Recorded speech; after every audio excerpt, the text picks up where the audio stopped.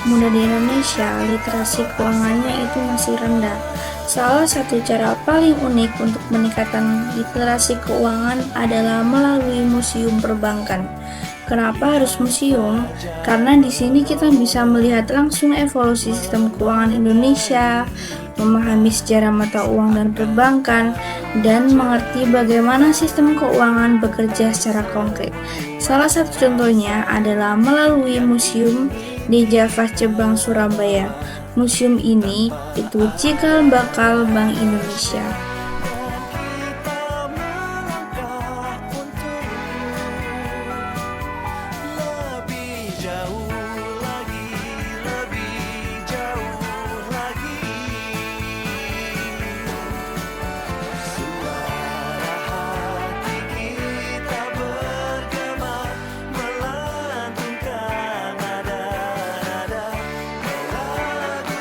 Jadi, apa hubungannya museum dengan literasi keuangan kita? Di museum ini, kita bisa belajar secara mata uang, dari sistem barter sampai rupiah digital.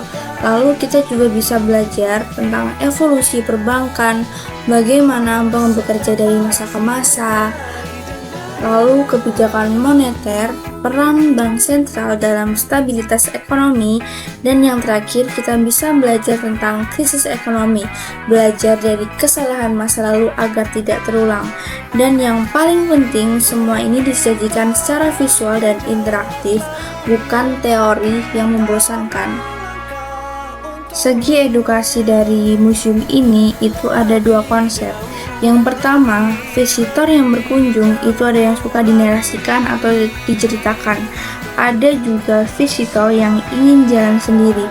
Di museum ini disediakan barcode yang isinya file sejarah Museum Dijafas Cebang.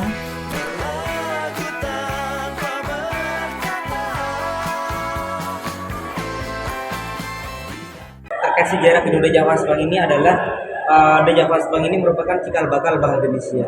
Jadi di mana Dijafas Bank ini mempunyai arti Bank Jawa.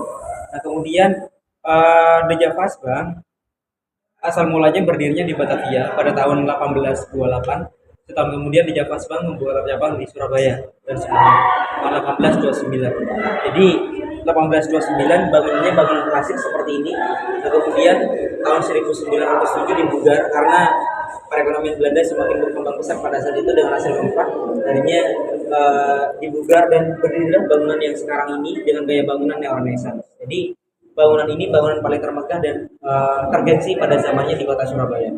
Nah lalu tahun 1942 sempat dikuasai Jepang, sempat berubah menjadi Bank Jepang namanya Nanko Kairetsu Jinko milik Bank Jepang. Lalu tahun 1945 Jepang menyerah kepada Sekutu, akhirnya dikuasai kembali oleh Nikkei, sehingga Bank Jepang ditutup oleh Belanda dan berfungsi kembali menjadi Dijafas Bank kembali.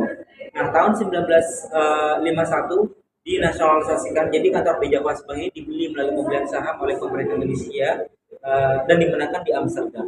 Dan akhirnya pada tanggal 1 Juli tahun 1953 Dijafas Bank resmi berubah menjadi Bank Indonesia. Yang paling menarik, ternyata banyak anak muda yang sudah sadar pentingnya belajar literasi keuangan melalui museum. Teman-teman, literasi keuangan itu sebenarnya punya hubungan langsung dengan cinta tanah air. Ketika kita bisa mengelola uang dengan benar, memahami cara kerja ekonomi, dan tidak mudah terjebak dengan skema keuangan ilegal, kita sedang ikut menjaga kekuatan negara kita sendiri.